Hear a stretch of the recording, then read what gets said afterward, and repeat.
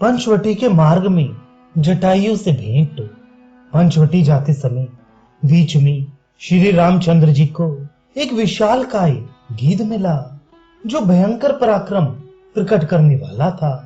One में बैठे हुए उस विशाल पक्षी को देखकर महाभाग श्री राम और लक्ष्मण ने उसे राक्षस ही समझा और पूछा, आप कौन हैं? तब उस पक्षी ने बड़ी मधुर और कोमल वाणी में उन्हें प्रसन्न करते हुए से कहा, बेटा, मुझे अपने पिता का मित्र समझो। पिता का मित्र जानकर श्री रामचंद्र जी ने गिरधर का आदर किया और शांत भाव से उसका कुल एवं नाम पूछा।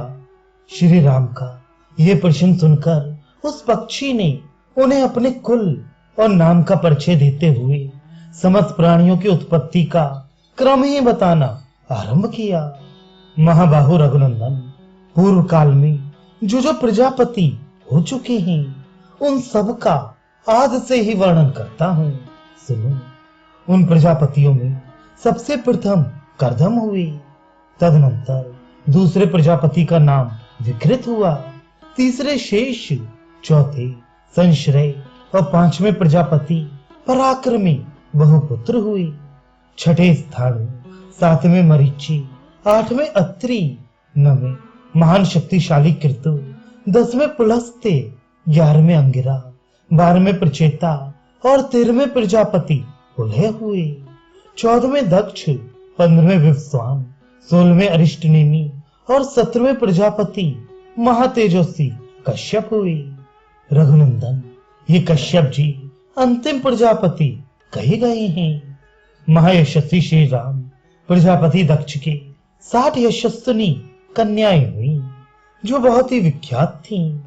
उनमें से 8 सुंदरी कन्याओं को प्रजापति कश्यप ने पत्नी रूप में ग्रहण किया, जिनके नाम इस प्रकार हैं: अदिति, दिति, धनु, कालका, ताम्रा, क्रोधवशा, मनु और अनला।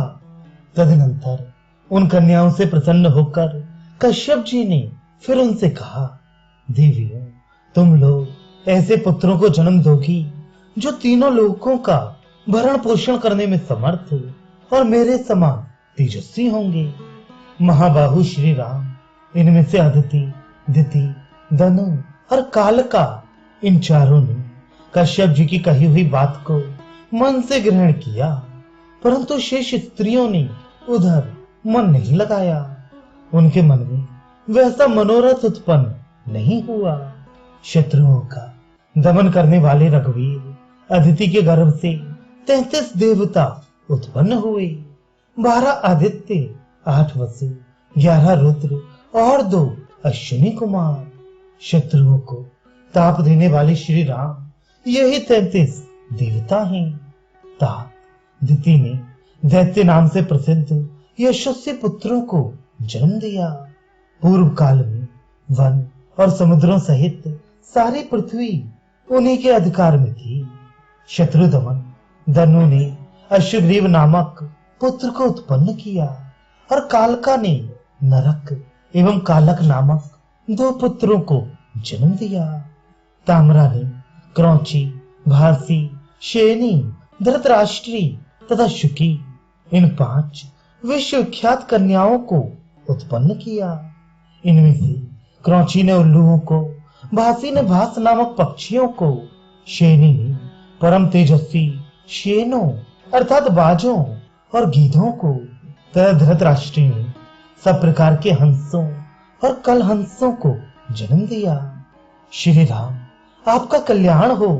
उसे धामनी धृतराष्ट्री ने चक्रवाक नामक पक्षियों को भी उत्पन्न किया था।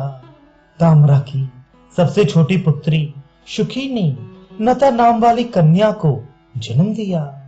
नता से विनता नाम वाली पुत्री उत्पन्न हुई। श्री राम क्रोधवशा ने अपने पेट से 10 कन्याओं को जन्म दिया, जिनके नाम हैं मृगी, मृगमंता, हरि, भद्रमदा, मातंगी, शार्दुली, श्वेता, सुरभि, सर्वलक्षण संपन्ना सुरसा और कद्रुका। नरेशों में श्री राम मृगी के संतान सारे मृग हैं और मृगमंदा के ऋक्ष, श्रमर और चमर। भद्रमदा ने इरावती नामक कन्या को जन्म दिया, जिसका पुत्र है ऐरावत नामक महान गजराज, जो समस्त लोकों को अभीष्ट है। हरि की संतानें सिंह तथा तपस्वी वानर तथा लंगूर हैं। क्रोधवशा की पुत्री शार्दुली ने व्याघ्र नामक पुत्र उत्पन्न किए। नरश्रेष्ठ मातंगी की संतानें मातंग अर्थात हाथी हैं। काकुत्स श्वेता ने अपने पुत्र के रूप में एक दिग्गज को जन्म दिया। श्री राम आपका भला हो। क्रोधवशा की पुत्री सुरभि देवी ने 2 कन्याएं उत्पन्न की, रोहिणी और यशस्विनी गंधर्वी। रोहिणी ने गौओं को जन्म दिया और गंधर्वी ने घोड़ों को ही पुत्र रूप में प्रकट किया। श्री राम सुरसा ने नागों को और कद्रू ने पन्नगों को जन्म दिया। नरश्रेष्ठ महात्मा कश्यप की पत्नी मनु ने ब्राह्मण, क्षत्रिय, वैश्य तथा शूद्र जाति वाले मनुष्यों को जन्म दिया। मुख से ब्राह्मण उत्पन्न हुए और हृदय से क्षत्रिय। दोनों उरुओं से वैश्यों का जन्म हुआ और दोनों पैरों से शूद्रों का, ऐसी प्रसिद्धि है। कश्यप पत्नी अनला ने पवित्र फल वाले समस्त वृक्षों को जन्म दिया। कश्यप पत्नी ताम्रा की पुत्री जो सुखी थी, उसकी पौत्री विंता थी, तथा कद्रु सुरसा की बहन एवं क्रोधवशा की पुत्री कही गई है। इनमें से कद्रु ने 1 सहस्त्र नागों को उत्पन्न किया, जो इस पृथ्वी को धारण करने वाले ही। तथा विंता के 2 पुत्र हुए, गरुण और अरुण। उन्हीं विंता नंदन अरुण से मैं तथा मेरे बड़े भाई संपाति उत्पन्न हुए। शत्रु दमन रघुवीर, आप मेरा नाम जटायु समझें। मैं शैनी का पुत्र हूँ। ताम्रा की पुत्री जो शैनी बताई गई है, उसी की परंपरा में उत्पन्न हुई एक शैनी मेरी माता हुई। तात, यदि आप चाहें तो मैं यहाँ आपके निवास में सहायक होऊंगा। ये दुर्गम वन मृगों तथा राक्षसों से सेवित है। लक्ष्मण सहित आप यदि अपनी पर्णशाला से कभी बाहर चले जाएं, तो उस अवसर पर मैं देवी सीता की रक्षा करूंगा। ये सुनकर श्री रामचंद्र जी ने जटायु का बड़ा सम्मान किया और प्रसन्नता पूर्वक उनके गले लगकर वे उनके सामने नतमस्तक हो गए।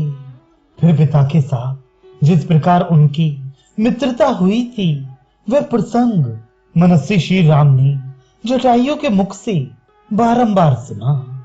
तत्पश्चात वे मिथिलेश कुमारी सीता को उनके संरक्षण में सौंपकर लक्ष्मण और उन अत्यंत बलशाली पक्षी जटायु के साथ ही पंचवटी की ओर चल दिए। श्री रामचंद्र जी मुनिद्रोही राक्षसों को शत्रु समझकर उन्हें उसी प्रकार दग्ध कर डालना चाहते थे, जैसे आग पतंगों को जलाकर भस्म कर देती है।